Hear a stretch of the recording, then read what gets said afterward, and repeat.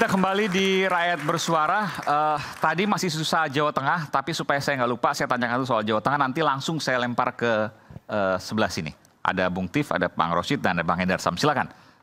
Iya, Bung untuk Jawa Tengah memang spesifiknya sih soal peran institusi tertentu yang kita banyak coba update ya pendataannya. Dan itu sudah menunjukkan azas dan prinsip penyelenggaraan terlanggar. Beratnya begini, Mas Aiman, bagaimana membuktikan keterlibatan aparat secara perspektif Mahkamah Konstitusi yang ingin melihat pelibatan itu ada perintah langsung, begitu ya, ada surat tugas langsung, ada kemudian tindakan curang langsung, intervensi langsung, pressure langsung kepada pihak-pihak tertentu. Itu hampir bisa dipastikan tidak mungkin untuk dibuktikan. Pembuktian yang paling tepat dalam hal ini adalah pembuktian kebijakan dan tindakan administrasi. Dan itu harus menjadi titik fokus Mahkamah Konstitusi. Mahkamah menurut saya sudah punya masalah di dalam penentuan kasus apa yang harus ditindaklanjuti. Nggak, ini Anda belum clear ya, soal Jawa Tengah maksudnya bukan? Nanti akan ke sana. Oke, baik. Karena saya perlu menjelaskan ini gara-gara Jawa Tengah itu pasti tidak akan mudah untuk membuktikannya. Pasti tidak akan mudah membuktikannya. Pasti tidak akan mudah. Nah, di Mahkamah Konstitusi kan ada pembatasan, ada ambang batas perkara. Jadi makin tinggi populasi, makin kecil jarak yang harus dijadikan kasus. Jakarta itu sekitar 1% ya.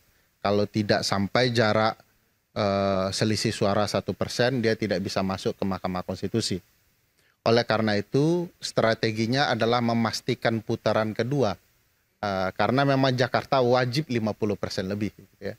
Sementara daerah-daerah lain cukup suara terbanyak dan jarak itu menjadi sangat penentu untuk menentukan naik ke Mahkamah Konstitusi. Itu sebabnya ada daerah-daerah yang kemudian terjadi bedol desa aparat yang terlibat di dalam kecurangan, termasuk menurut kami salah satunya ada di Jawa Tengah, di mana pergerakan-pergerakan signifikan terjadi yang melibatkan oknum-oknum tertentu untuk kemudian digunakan dalam penentuan hasil. Maksudnya bedol desa aparat, mereka ngapain? Mereka turut, ada daerah tertentu termasuk Jawa Tengah bisa diperiksa, ada pemanggilan-pemanggilan pejabat tertentu, terutama kepala desa, ya, untuk diinterogasi kasus mereka dalam penggunaan dana desa. Ini kan mirip seperti yang disebut-sebut waktu Pilpres.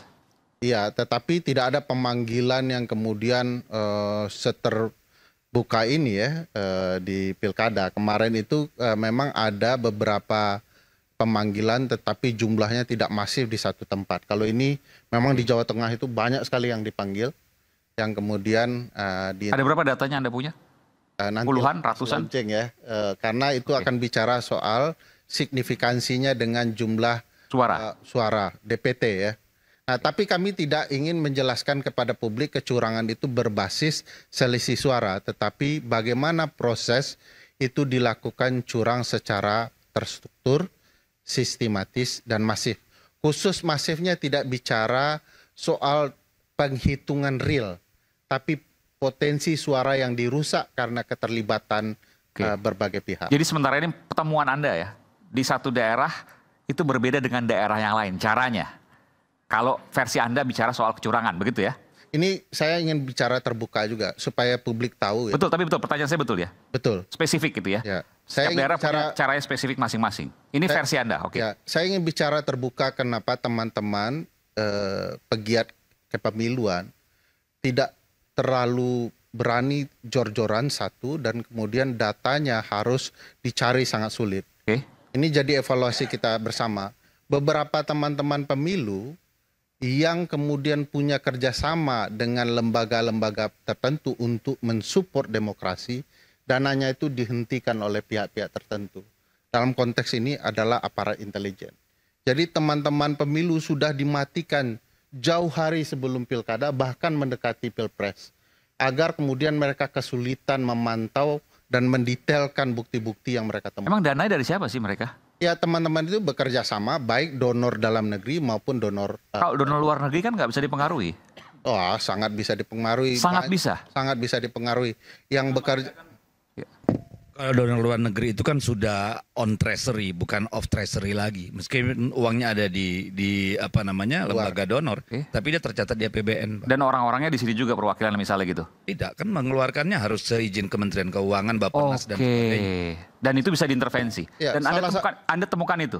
Ya, salah satu lembaga yang merupakan penggiat kepemiluan terkenal, ternama, saya tidak sebut namanya. Mereka sudah tekan kontrak untuk melakukan pendidikan politik sedari awal, termasuk juga proses pemantauan. Dan itu lembaga yang datang langsung kepada lembaga donor untuk menghentikan bantuan dana ini adalah intelijen negara ini. Padahal intelijen negara ini? Negara ini. Lembaga saya sendiri, gara-gara film ini, karena juga dicurigai, sudah ada lembaga donor yang berjanji mensupport ya, publik bahwa untuk pilkada ke depan kita harus awasi bersama. Mereka butuh negara yang terbuka, demokratis, supaya mereka pasti untuk menanam uangnya di dalam ruang-ruang ekonomi. Ternyata 2 jam sebelum bertemu itu dilarang. Siapa yang melarang? Intelijen. Oke, saya panggilkan dulu Bung Rocky Gerung. Apa kabar Bung Rocky? Lama tidak berjumpa.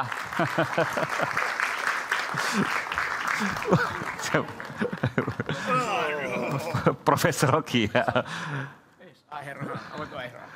Langsung dari luar kota. Terima kasih Bung Rocky. Jadi kita sedang mendengarkan temuan-temuan dari Bung Ferry Amsari. Oke, ada pertanyaan? No Rocky, no party, tapi kecurangan tetap langsung. Ya. Jadi ini yang kemudian Anda katakan tidak hanya satu lembaga, ada berbagai lembaga yang akhirnya mandul karena tidak mendapat dana donor itu. Ya. Karena dana donornya intervensi. Ya. Ini versi Anda ya. Ya, teman-teman kepemiluan kan sering diserang, Anda penerima donor asing. Ya. Negara ini saja untuk bekerja sama dalam ruang demokrasi dan ekonomi pakai bantuan dana asing, bahkan berhutang. Nah, masyarakat sipil ketika dapat bantuan untuk mengawasi kegiatan negara itu diberi tembok tinggi agar kemudian masyarakat tidak bisa memantau demokrasi yang menjadi hak mereka sendiri. Ada berapa lembaga yang kemudian diintervensi dananya? Saya bisa kasih catatan hampir seluruh lembaga yang berkaitan dengan kepemiluan di Republik Indonesia, dalam dan luar negeri, diintervensi oleh negara ini. Semuanya.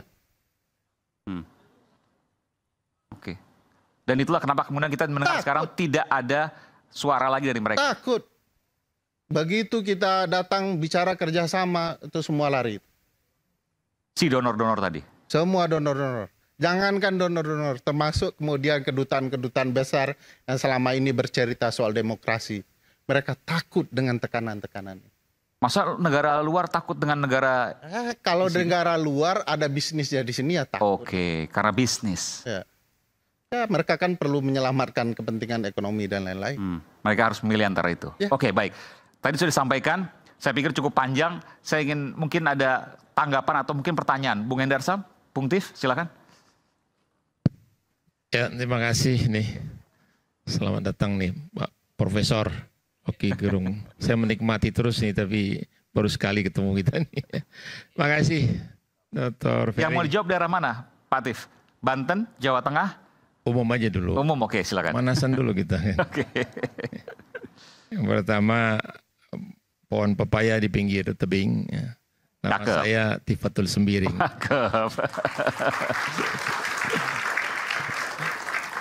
Menarik tadi paparan dan temuan tadi ya dari Pak Ferry, dan ini based on survei ya, riset yang dilakukan oleh timnya. Menurut saya ini perlu jadikan bahan-bahan evaluasi. Nggak mau dibantah dulu, Bung Tif? Sebentar dulu. Oke. Saya ini sekampung sama Pak Ferry, gimana ngebantah? Kemarin. Oke. Jadi kalau evaluasi artinya nerima semua, bahaya juga. Bukan. Jadi maksud saya adalah perbaikan bangsa ini ke depan. Ya. Banyak lagi yang harus dibenahi. Kalau sistem demokrasi kita seperti ini kan. Kita di PKS pernah melakukan satu survei setahun sebelum pemilu Pilpres kemarin. Ternyata Pak Ferry ada data menunjukkan 14% orang Indonesia itu berpendapatan 700.000 sebulan. Si surveyornya mengingatkan ke saya itu, Pak, hati-hati nih, money politik nih luar biasa nih, 14,4, 14,6% tuh hasil surveinya. Pendapatannya? 700.000 sebulan.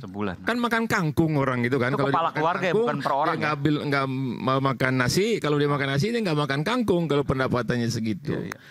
Jadi ini sangat rawan. Apa yang disampaikan oleh Pak Ferry tadi, apalagi melibatkan secara sistemik gitu ya. Sistemik udah, karena dia bekelindan itu aparat, termasuk ASN dan sebagainya. Ini untuk ke depan ini tentu long term kita berpikir ya. Ini harus diperbaiki. Menurut saya teman-teman ini harus ditindaklanjuti. Tapi saya tanya dulu ke Bung Tif. Ya. Anda percaya dengan apa yang disampaikan oleh Bung Ferry? Saya kalau penelitiannya ilmiah saya percaya. Saya percaya kepada... Anda mengamini semuanya, semua daerah tadi? Itu kan belum detail tadi ya Pak Ferry. Ya, insya Allah nanti kalau kita dapat ya. Ini pelajaran bagi kita semua kok, bagi bangsa ini sebetulnya. Bagaimana memperbaiki, banyak lagi hal-hal. Kalau kita bongkar itu konstitusi kita banyak harus dirubah di amandemen. Cuman kan begitu kita ngomong amandemen, orang ini sensitif.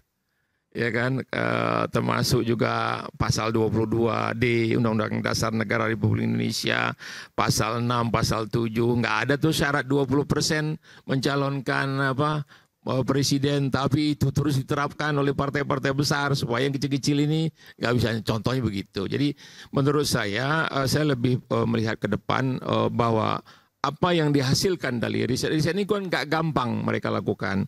Penelitian ilmiah, saya berapa kali ngomong sama Pak Ferry bahwa orang kampus itu masih pure scientist. Jadi dia jangan dipengaruhi oleh gonjang-ganjing semua yang terkait dengan kepentingan politik ini. Kurang lebih begitu, Pak.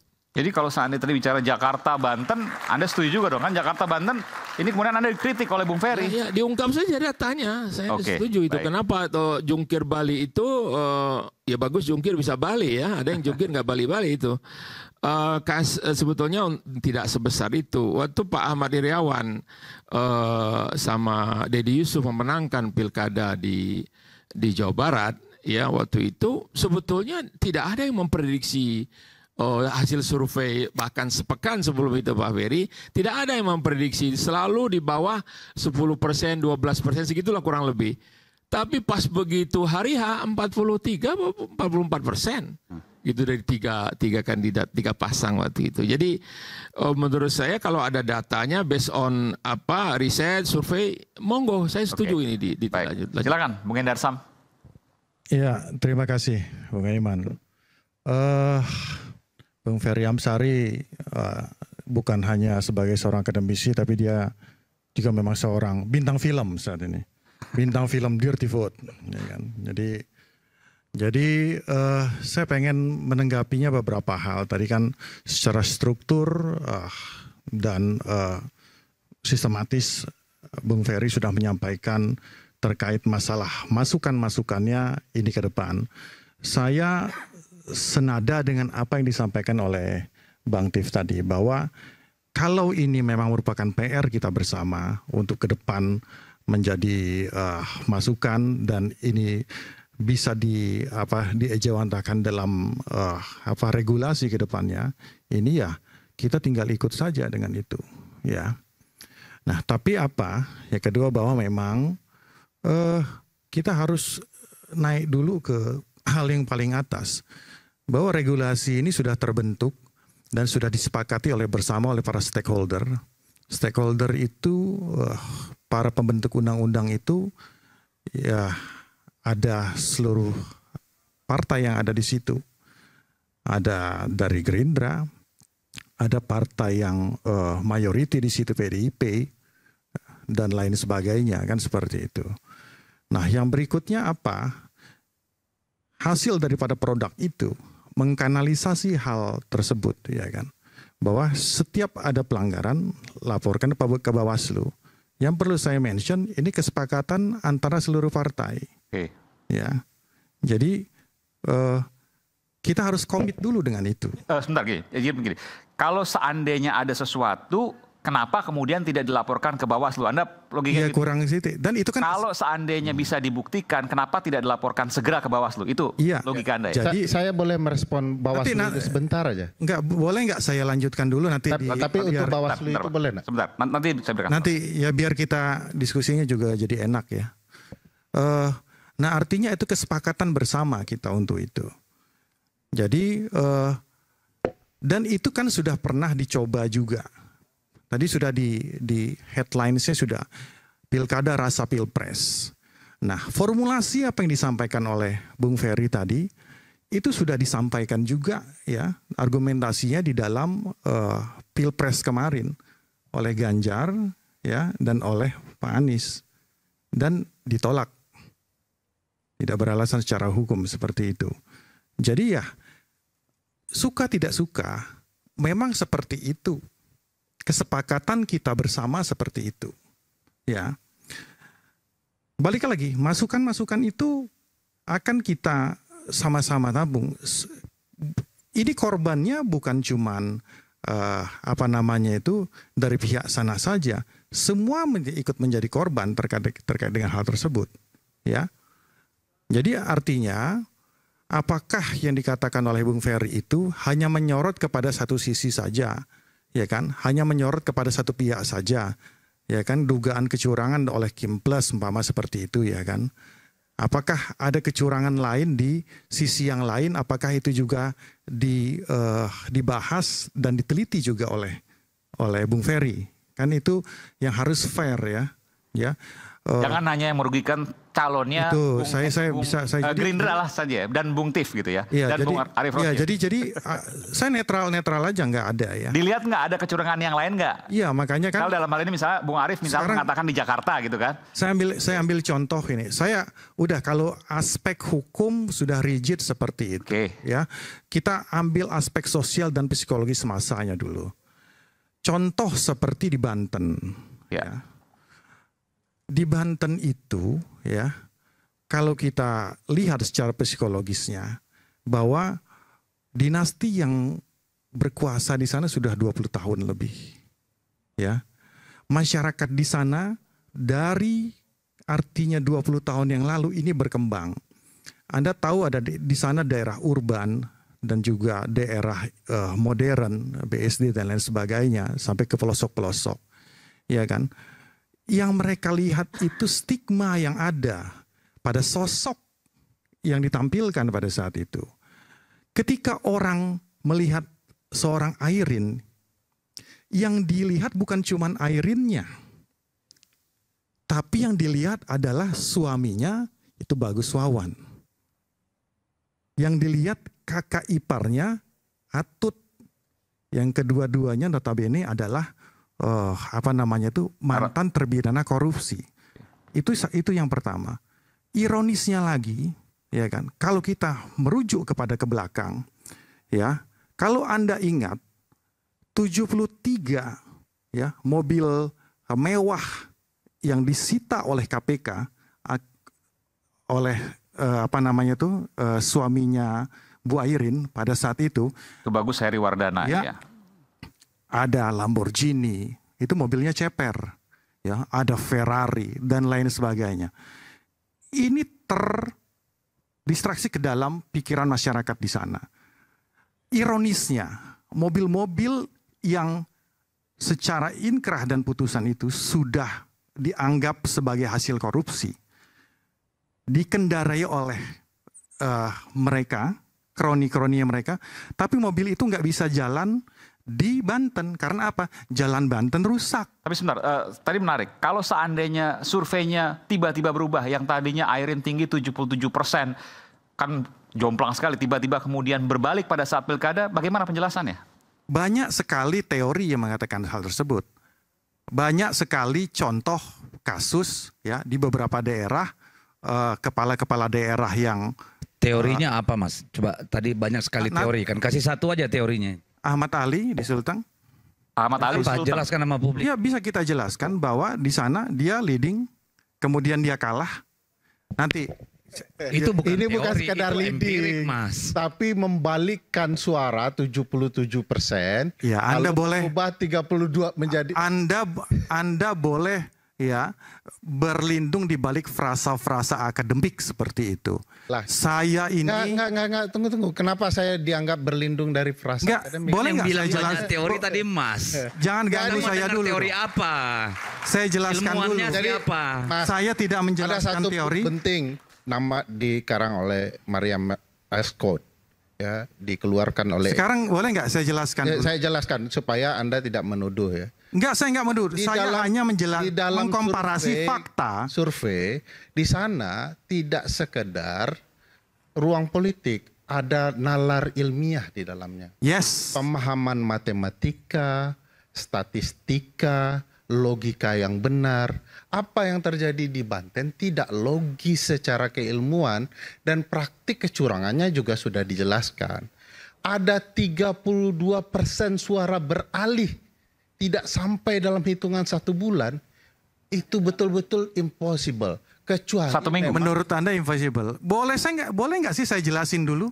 Ya boleh, tapi Boleh kalau nggak saya dijelaskan jelasin dengan dulu benar, fakta-fakta? supaya- Anda boleh berlindung di balik Nah, teori, silakan, saya nanti berlindung saya di balik bantah fakta. semua. Iya kan? Jangan salahin orang Mas. Kan Mas tadi yang bilang banyak sekali teori. Makanya saya tanya teorinya. Makanya oke. Mana teorinya? Saya jelasin dulu. Ya kan? Di beberapa daerah, ya kan, hasil survei ya mengunggulkan A. Ya kan? Kenyataannya yang menang B. Itu bukan teori, itu empirik, itu kejadian Mas. Iya, makanya saya bantah dengan empirik. Loh, makanya bilang saya nggak punya teorinya gitu loh. Jangan Ya, iya, nggak maksa-maksa apa-apa. pakai teori. Saya boleh tanya enggak? Data Nggak boleh, empirik nggak itu boleh. jarak persentasenya berapa? Udah. Dari Saya mau jelaskan Masa itu saja. Diskusi bantah tidak boleh, padahal moderatornya di sini boleh aja sama moderatornya. Ya, nggak apa-apa. Kecuali Saya Anda hanya- seolah-olah ilmiah, tapi Anda berlagak boleh, seperti Anda boleh moderator. berlindung di sana. Iya, Tapi Anda boleh berlindung dari partai besar dan berlagak seolah-olah empirik. Tapi data teori tidak kenapa pernah Anda tersampaikan. terganggu? Nggak terganggu saya. Kenapa Anda terganggu Kenapa ketika harus saya menceritakan profil seorang Airin? Silakan, nggak terganggu. Saya tidak Ya, cerita kenapa Airin. Anda harus saya bantah tidak tentang cerita masalah Airin. itu? Saya cuma ingin membantah.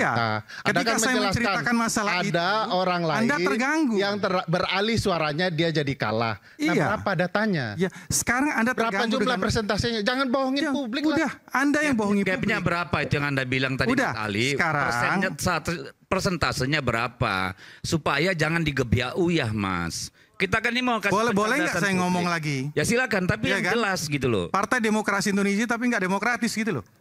Ya kan? Ini tempat debat Mas. Ya Kecuali kan? dilarang sama Oke ya. moderator ya saya berhenti. Nanti saya jelas. Oke ya, itu satu, ya kan? Di penelitian, ya kan, menyatakan di beberapa daerah itu, ya kan, tidak bisa digeneralisir. Tiap daerah itu mempunyai karakteristiknya masing-masing. Ada ketokohan di situ. Ambil contoh di Jateng lah. Kita ambil contoh, ya kan? Kalau yang menang itu adalah siapa? Calon PDIP, Andika Perkasa dan Andika Perkasa dan ini, Prihadi. itu malah kita harus agak heran sebenarnya. Karena apa? Di situ ada 2 faktor yang besar, ya kan? Bukan hanya Ahmad Lutfi, ya. Lutfi itu memang sudah populis di sana, ya kan? Nah, jangan dulu diangkat mic-nya. Saya ngomong dulu gitu loh, ya kan? Ya Bos, jangan saya baper terganggu banget, dengan Bos. itu, ya kan? Iya gitu loh. Jangan dulu diangkat mic-nya. Saya ngomong dulu. Nah, ya kan? Belum lagi faktor tersiasit. Kita harus akui itu bersama, gitu loh. Ya. Jadi, ya kan, saya tidak mengatakan bahwa ini masalah menang-menangan. Mungkin apabila ya proses pilkada ini dilaksanakan 2-3 bulan ke depan, mungkin Andika bisa menyusul. Tapi dia tidak populis di sana. Kita harus jujur dengan itu. Tar Yasin itu dari golongan hijau yang mempunyai stakeholder tertentu di sana selain kandang banteng itu tadi. Itu modal besar, ya kan? Jadi demografi pun harus dihitung tentang masalah itu. Begitu juga dengan Lutfi. Nah, ya itulah ya kan. Itu yang kedua. Contoh ketiga, saya ambil secara empirik kata Bung Deddy tadi. Kita bicara malah sumut lah. Kita bicara sumut. Hasil daripada penelitian dari Litbang itu 35% masyarakat Sumut itu tidak menginginkan Edi Rahmayadi untuk jadi maju sebagai gubernur lagi. Tidak ingin lagi dia maju. Nah, ini hampir linier dengan hasil yang dia dapatkan sekarang. Belum lagi kalau kita bicara masalah prestasinya. Ya kan? Terlepas dari masalah Bobby-Bobbian, saya nggak bahas masalah ini. Kita bahas masalah itu saja. 35% ya kan yang tidak. Artinya Bung Henry sama gini, bahwa apa yang disampaikan oleh Bung Ferry satu hal, tapi bahwa secara empirik logika itu bisa dijelaskan lewat peta-peta politik di sana. Ya pasti kan banyak data. Jadi saya hargai sekali apa yang dikatakan oleh Bang Ferry. Ya.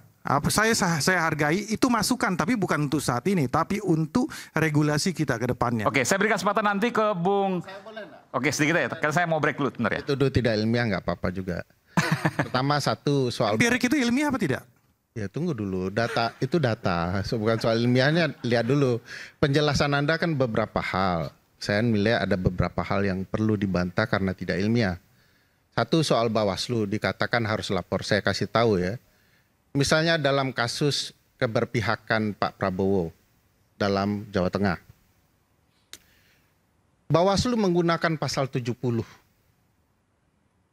soal kampanye ya, makanya ceritanya kampanye ini enggak apa-apa karena hari libur. Itu salah menggunakan pasal. Pasal yang tepat untuk menjerat Pak Prabowo adalah pasal 71. Di mana pejabat negara dilarang untuk melakukan tindakan dan atau kebijakan yang merugikan salah satu pasangan calon dan atau menguntungkan pasangan calon. Tapi bukankah itu sudah diputuskan Bawaslu? Makanya pasal kan disuruh lapor ke Bawaslunya koplak. Kalau saya ceritakan, Bang Aiman, dia ngejar pakai pasal 70, kesalahannya di pasal 71 gitu ya. Pasal 299 Undang-Undang Pemilu bagaimana? Nah, ini kalau presiden boleh kampanye. Boleh, Bapak, makanya baca baik-baik pasalnya dulu. Ini bukan pemilu, Undang-Undang 7, ini Undang-Undang Pilkada. Pasal 71 yang saya maksud Undang-Undang 10 tahun 2016. Dengar dulu ya, sabar ya. Tadi kan kalau percaya Mulyono susah gitu. Ya, di dalam penjelasan disebutkan bahwa pejabat negara itu yang dilarang melakukan kebijakan dan tindakan yang merugikan adalah presiden salah satunya, nomor satunya malah. Jadi kenapa pasal 70 yang dipakai? Supaya terhindar dari hukuman. Sekarang publik disuruh melapor kepada Bawaslu yang membaca pasal-pasal saja tidak mengerti. Atau salah menggunakan pasal. Satu. Data kedua. Perintah Mahkamah Konstitusi soal bantuan atau politik gentong babi ini harus dilakukan pengaturan yang jelas dalam bentuk peraturan. Apa yang dilakukan oleh pemerintah? Mengeluarkan surat edaran. Dalam ilmu saya yang tidak ilmiah ini, Bang, surat edaran itu bukan peraturan. Siapa yang mengeluarkan peraturan? Kementerian Dalam Negeri. Padahal yang diperintahkan adalah pemerintah berupa regulasi. Harusnya peraturan presiden atau peraturan pemerintah. Kenapa salah? Karena seolah-olah gentong babi itu hanya urusan Kementerian Dalam Negeri. Padahal gentong babi lebih banyak urusan Kementerian Sosial. Jadi pemerintahan yang begini saya pikir sudah terang benderang saja masalahnya. Sudah terang benderang, nanti kita akan tunggu jawabannya selepas jeda. Tetap bersama kami di Rakyat Bersuara. Bagaimana punya tanggapan dari kubu sebelah sini? Saat lagi. Ya, nanti.